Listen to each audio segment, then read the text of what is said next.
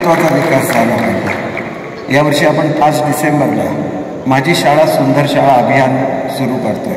हे अभियान हे तुमच्या सर्वांसाठी असणार आहे। ते गव्हर्नमेंट स्कूलसाठी असणार आहे, ते एडेड स्कूलसाठी असणार आहे, ते प्रायव्हेट स्कूलसाठी असणार आहे आणि मोठी बक्षिसं ही मुख्यमंत्री महोदयांकडून दिली जाणार आहे। आणि म्हणून त्या योजनेचं नावसुद्धा मुख्यमंत्री माझी शाळा सुंदर शाळा असे केलेलं आहे। त्याचं लॉन्चिंग ज्यावेळेला 5 डिसेंबरला होईल त्याला अनेक योजनासुद्धा आम्ही महाराष्ट्रातल्या शाळांसाठी सुरू करतो। याच्यामध्ये विशेषतः महत्त्वाची योजना आहे ती योजना अशी आहे की प्रत्येक मुलामध्ये वाचनाची आवड निर्माण करायची। आम्ही ही योजना मुंबई शहरामध्ये ऑलरेडी सुरू केलेली आहे आणि आपले जे एक्स्ट्रा तास 3 असतात त्याच्यामध्ये 2 तास हे वाचनासाठी याच्या पुढच्या काळामध्ये दिले जातील। कारण ज्या देशांमध्ये सगळ्यात जास्त वाचन केलं जातं त्या देशांनी जगाला सर्वोत्कृष्ट सायंटिस्ट दिलेले आहेत, जगाला सर्वोत्कृष्ट नोबेल पारितोषिक विजेते दिलेले आहेत। आणि त्याच्यामुळे आपण गोष्ट एक लक्षात घेतली पाहिजे की इस्रायलसारखा देश टेक्नॉलॉजीमध्ये खूप पुढे का गेला तर त्यांच्याकडे सगळ्यात जास्त वाचन केलं जातं। जर्मनीसारखा देश सर्वात पुढे का गेला त्यांच्याकडे सर्वात जास्त वाचन केलं जातं। आणि मुलं हळूहळू वाचनाची सवय विसरलेली आहेत। त्यांनी यूट्यूबवर जातात, इंटरनेटवर जातात आणि त्यांना वाटतं की हेच ज्ञान आहे, पण ज्ञान ह्याच्या पलीकडे कितीतरी जास्त आहे। आणि मी तुम्हाला एक गोष्ट सांगू इच्छितो की माझा स्वतःचा असा विश्वास आहे की इंटरनेटवर मुलांना शिकवता येत नाही, शिक्षकच मुलांना शिकवू शकतो हे जगातलं वास्तव आहे। आणि म्हणून आपल्याला फिजिकली मुलांना शिकवायला लागेल। इंटरनेटवरून नवीन ज्ञान तुम्ही घेऊ शकता, ज्ञान नेहमी अपग्रेड होतं राहिलं पाहिजे, परंतु आपल्याला फिजिकली मुलांना चांगलं शिकवलं पाहिजे। कारण प्रेमासारखं दुसरं औषध नसतं। तुम्ही जेवढ्या प्रेमाने मुलांना शिकवाल तेवढी मुलं शिक्षणामध्ये रस घेणार, तेवढं आपल्याला एक पुढची पिढी घडवायची। आणि म्हणून मी जाहीर केलेलं होतं की पहिले 1 वर्ष आपण सगळे प्रश्न सोडू। तुम्हाला सांगू इच्छितो का आता तुम्ही नवीन मागणी नेहमी आणता, हे बघा टप्पा अनुदान 1 वर्षाने होतं, पण तुम्ही म्हटलं टप्पा अनुदान 1 वर्षाच्या आतमध्ये आणा, तर मी काय देऊ नाही की आपोआप घडले। परंतु टप्पा अनुदान हे दर ऑक्टोबर 31ला आपले संच मान्यता होते। त्याच्यानंतर नोव्हेंबरपर्यंत आपले सगळे प्रस्ताव हे फायनान्सकडे गेले पाहिजेत आणि डिसेंबरमध्ये ते मान्य होऊन, डिसेंबरला आमचं अधिवेशन असतं त्याच्यामध्ये ते मान्य होऊन प्रत्येक जानेवारीला तुमचा पुढचा टप्पा मिळाला पाहिजे असे मी निदान व्यवस्था करून ठेवलेली आहे। अर्थात हे सगळं फायनान्सने मान्य करायला लागतं, परंतु 10-12 वर्ष टप्पा मिळत नव्हता। निदान ते कुठेतरी एक शिस्त त्याला यायला लागते। आणि त्याच्यानंतरसुद्धा अनेक लोक येतात, आम्हाला ह्या सिस्टममध्ये घ्या, हे शक्य नाही आहे। सेल्फ फायनान्सचे लोक येतात, ते म्हणतात आम्हाला ह्याच्यामध्ये घ्या, हे शक्य नाही। शेवटी सरकारच्यासुद्धा फायनान्सेसला मर्यादा आहे। आपल्याला मुलांसाठी सुद्धा खूप करायचं असतं। यावर्षी आपण बघितलं असेल की आपण स्कॉलरशिप ही 5 पटीने वाढवलेली आहे। पुढच्या काळामध्ये मुलांना अधिकच्या सुविधा आपल्याला द्यायला लागतील। आणि म्हणून आपण बघितलं की पूर्वी आम्ही आमच्या गव्हर्नमेंट स्कूलमध्ये मुलांना युनिफॉर्म देत असताना फक्त मागासवर्गीय मुलांना द्यायचो, दारिद्र्यरेषेखालच्या मुलांना द्यायचो।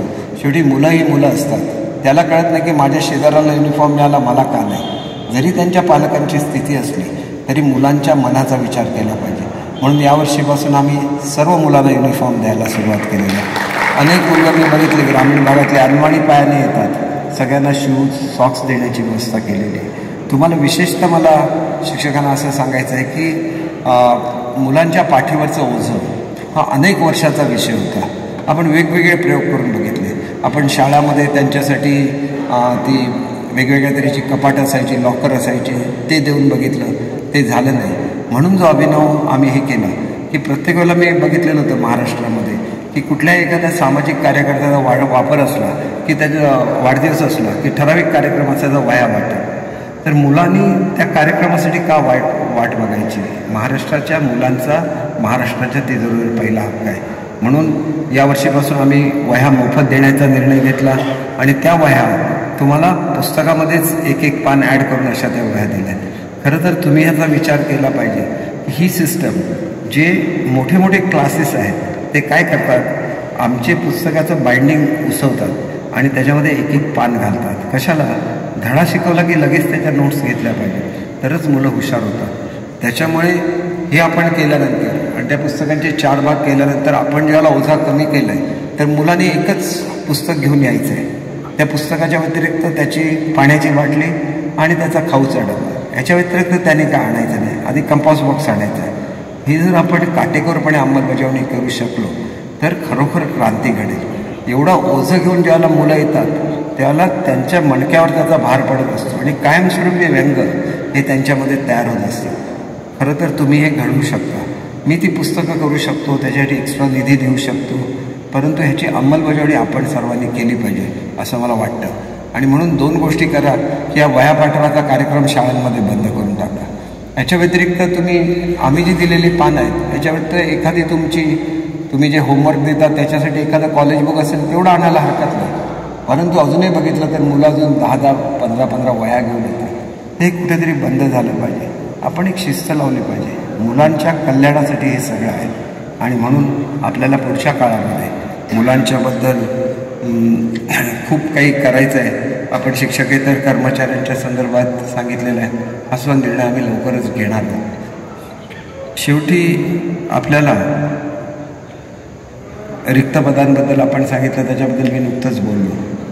जिल्हा परिषदेची भरती संपल्यानंतर आम्ही सगळ्या शिक्षण जे आपल्या संस्था आहेत त्यांनासुद्धा खरं तर आम्ही 10 हे पाठवतो, परंतु यावर्षीपासून 3च शिक्षक आम्ही तुमच्याकडे पाठवू आणि 3पैकी 1 हा तुम्ही सिलेक्ट करायचा आहे.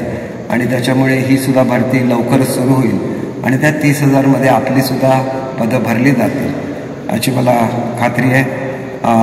अनेक धोरणं आहेत, अनेक गोष्टींचे निर्णय घेतलेले आहेत, परंतु तुम्ही आधीच माझी वाट बघत एवढा वेळ थांबलेला आहात. अधिक आपल्या सहनशीलतेचा अंत मी बघत नाही.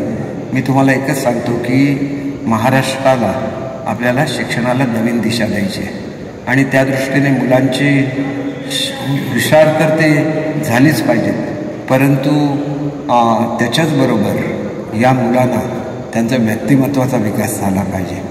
पेन्शनच्या संदर्भात आपण कमिटी नेमलेली आहे आणि मी आपल्याला खात्री देऊ इच्छितो की आपलं शेवटी उद्दिष्ट काय पाहिजे की जे आपल्याला पूर्वी मिळत होतं तेवढं आम्हाला मिळालं पाहिजे. ती सिस्टम कशी असेल याच्यावर तुम्ही जास्त विचार करत बसू नका. माझी खात्री आहे की नवीन झालेली पेन्शनची कमिटी ही तुम्हाला सगळ्यांना न्याय देईल याची मला खात्री आहे. एकच प्रश्न शिक्षकांच्या संदर्भातला आहे जो कमिटीच्या अध्यक्षांना आणि त्यांच्या मेंबरना सुद्धा मी सांगितलेलं आहे की जे लोक शिक्षक सेवक पदावर होते आणि जे 2005 पूर्वी होते त्यांनासुद्धा कशा रीतीने याचा लाभ देता येईल याचा आपण सहानुभूतीपूर्वक विचार करा. आता शेवटी एक कमिटीवर आहे, परंतु एक गोष्ट मी शिक्षकांसाठी सांगू इच्छितो की पेन्शनची गॅरंटी जरी यांनी दिली तरी पेन्शन कॉन्ट्रीब्युशन आपल्याला भरायलाच लागते. अनेक शिक्षकांनी असं केलं की पेन्शन कॉन्ट्रीब्युशनच भरत नाही. शिक्षकांना आपण दर्जा दिला आहे सरकारी नोकरीचा. प्रत्येक सरकारी नोकरी हे आपली पेन्शन कॉन्ट्रीब्युशन भरत असतं. एका वेळेला मला कल्पना आहे की मी पूर्वी RDDचा सुद्धा मिनिस्टर होतो, अर्थ खात्याचा तर होतो, परंतु ग्रामविकास खात्याचा होतो. त्यावेळेला आम्हाला असा प्रॉब्लेम झालेला होता की जिल्हा परिषदेच्या शिक्षकांची ज्यावेळेला पेन्शन कॉन्ट्रीब्युशनची भरायची पाळी आली त्यावेळेला असं झालं की एवढं कॉन्ट्रीब्युशन भरलं तर शेवटी पगार 2-3 महिन्याचाच शिल्लक राहील अशी परिस्थिती येते. आणि त्याच्यामुळे वेळेवर जर कॉन्ट्रीब्युशन भरली तर नंतर हा बोजा येत नाही. मग मी शेवटी जिल्हा परिषदेसाठी एक स्कीम काढली आणि 3 वर्षामध्ये टप्प्याटप्प्याने सगळे पैसे भरून घेतले. आपण शेवटी स्कीममध्ये नसलो तर आपला विचार होऊ शकत नाही आणि म्हणून माझा नेहमीच दृष्टिकोन हा शिक्षकांच्या बाजूने राहिलेला आहे. आणि त्याच्यामुळे आपण सुद्धा संघटनेच्या माध्यमातून सगळ्यांना समजावून सांगितलं पाहिजे की कॉन्ट्रीब्युशन ही आपण भरून ठेवली तर पुढच्या काळामध्ये एकदम बोजा येणार नाही. कारण कुठली स्कीम जरी हे केली, आणि मी तुम्हाला एक गोष्ट नेहमी सांगू इच्छितो जी तुम्ही लक्षात घ्या, मी असेन नसेन पुढच्या 10-15 वर्षानंतर तुमच्या लक्षात येईल की ज्यांनी कॉन्ट्रीब्युटरी स्कीम केलेली नाही आहे त्यांच्याकडे पगार द्यायला सुद्धा पैसे नसणार, त्यांच्याकडे पेन्शन द्यायला सुद्धा पैसे नसणार. कारण लोक राजकारणासाठी राजकारण करतात, ते लोकांचं हित बघत नाहीत. आपला पगार वेळेवर येतो. मी पहिला शिक्षण मंत्री आहे ज्याने ठरवलं की तुमचा पगार थेट तुमच्या खात्यावर गेला पाहिजे आणि आज तुमच्या वेळेवर पगार येतो. आपल्याला हे करायचं आहे की पगाराची गॅरंटी पाहिजे. आपल्याला किती पेन्शन मिळणार ती पेन्शन आपल्याला मिळण्याची गॅरंटी पाहिजे. उद्या अनेक राष्ट्र ती डबघाईला येतील असं सुद्धा निर्णय त्यांनी घेता कामा नये. निर्णय का घेतात? त्यांना निवडून यायचं असतं. आज त्यांना तुमचे पैसे वापरायला मिळतात कारण ते कॉन्ट्रीब्युशनचे पैसे आलेले आहेत. परंतु ते पैसे तुम्हाला परत द्यायचे आहेत आणि ते 20 वर्षानंतर तुम्हाला ठरलेल्या दिवशी पेन्शन मिळाली पाहिजे, हे कोणी लक्षात घेत नाही. आणि त्याच्यामुळे आपल्याला अशा तऱ्हेच्या सिस्टम बसवल्या पाहिजेत की तुमची पूर्वीची पेन्शन, समजा एखाद्याला सगळे मिळून 25 लाख मिळत असतील, 30 लाख मिळत असतील, 40 लाख मिळत असतील, तर त्याच्यापेक्षा 1 रुपयासुद्धा कमी मिळणार नाही. ह्याच्यासाठी सरकार 100% त्याच्यावर विचार करतं आहे, कॅल्क्युलेशन करतं आहे. परंतु त्याच्याबरोबरच आपण सुद्धा आपली कॉन्ट्रीब्युशन वेळेवर भरली पाहिजे, मुख्य प्रवाहाबरोबर राहिलं पाहिजे. महाराष्ट्र एक कल्याणकारी राज्य आहे, परंतु महाराष्ट्राचा हा सुद्धा एक खास वैशिष्ट्य राहिलेलं आहे की आपले पगार वेळच्या वेळी जातात. अशी अनेक राज्य आहेत की जे महिना 2-2 महिने आपल्या स्टाफचा पगार करू शकत नाही. शेवटी आपल्याला आपल्या राज्याची ख्यातीसुद्धा टिकवली पाहिजे.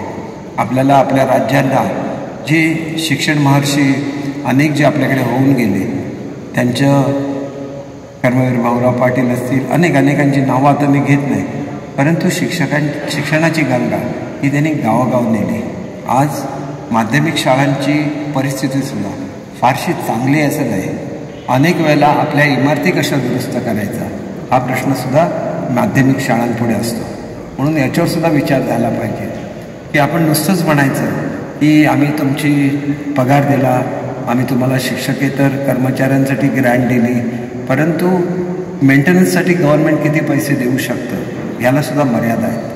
अनेक ठिकाणी मुंबईच्या एक हायकोर्टाचा असा निर्णय झाला, त्याच्यावर एक मी कमिटी नेमलेली आहे की कशा तऱ्हेने तुम्हाला एखादी शाळा बांधायची असेल, लॅब बांधायची असेल, तर कोर्टाने असं म्हटलं की तुम्ही विचार करा की ह्यांना किती पैसे लागणार आहेत आणि तेवढे पैसे एक्स्ट्रा त्यांना घेण्याची परवानगी द्या.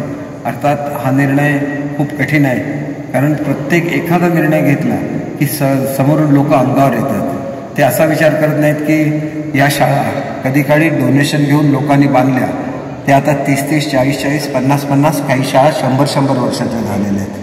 शाळा 100 वर्षाची झाली तर त्यांची इमारतसुद्धा 100 वर्षापूर्वी झालेली आहे. त्या इमारती कधीतरी दुरुस्त झाल्या पाहिजेत आणि म्हणून निश्चितपणे आपल्याला त्याचासुद्धा विचार करायला लागेल. अनेक निर्णय घेताना ते विश्वासात घेऊन करायला लागतात, नाहीतर जसं दत्तक योजनेच्या संदर्भात गैरसमज झालं तसं गैरसमज होण्याची शक्यता असते. आणि म्हणून मी आपल्याला निश्चितपणे सांगू इच्छितो की आपण एक मागणी केलेली होती की आपल्याला भेटीसाठी वेळ द्या म्हणून. या अधिवेशनाच्या पूर्वी निश्चितपणे एक दिवस मी आपल्याला भेटीसाठी देईन, एवढंसुद्धा आपल्याला खात्री देतो. आणि आता इथून पुढच्या कार्यक्रमाला सुद्धा जायचं आहे आणि आपल्याला सर्वांना दीपावलीच्या नवीन वर्षाच्या हार्दिक शुभेच्छा देतो आणि माझे 2 शब्द संपवतो. जय हिंद, जय महाराष्ट्र. धन्यवाद साहेब. शिक्षण क्षेत्रात बदल घडवून आणण्यासाठी ज्यांना नीटची परीक्षा द्यायची आहे ती शाळेमध्ये येत नाही आणि खाजगी शाळेमध्ये ॲडमिशन घेतात. लवकरच सगळ्या खाजगी शाळांचं परीक्षण करण्याचे मी आदेश दिलेले आहेत आणि त्याच्यामुळे नवीन खाजगी शाळा ज्या सेल्फ फायनान्स आहेत त्याचीसुद्धा परवानगी आम्ही सध्या थांबवलेली आहे. सगळा सर्वे केल्याशिवाय नवीन शाळांना परवानगी दिली जाणार नाही. आणि हे जे मुलांच्या हिताचं आहे की त्यांनी नीटची परीक्षा दिलीच पाहिजे, पण अभ्यासामध्ये कच्चे राहिले तर पुढच्या जीवनामध्ये ते अपयशी ठरू शकतात. त्याच्यामुळे त्यांना अटेंडन्स कंपल्सरी राहील हे सुद्धा मी आपल्याला सांगतो आणि माझे 2 शब्द संपवतो. जय हिंद, जय महाराष्ट्र. स्ट्रक्चर उभा केलं आणि ते कुठंतरी निश्चित शिक्षण मंत्री आणि मान्यवर पाहुणे जर नाही आले तर आम्हाला वाटत होतं की गिरीश सर असतील, भोसले सर असतील, इथले संजय भाऊ असतील, गोडावत साहेब असतील, यांचं सगळं परिश्रम वाया जाते की असं साहेब वाटत होतं. तुम्ही आलात, खरोखर मनापासून तुमचे आभार मानतो. आणि या ठिकाणी खऱ्या अर्थानं तुम्ही मगाशी CSR फंडच्या बाबतीत बोललात. आमच्यातला एक मुख्याध्यापक आणि एक शिक्षक काय किमया करू शकतो, विनोद पाटील आणि बबन कातकर यांना मी विनंती करतो.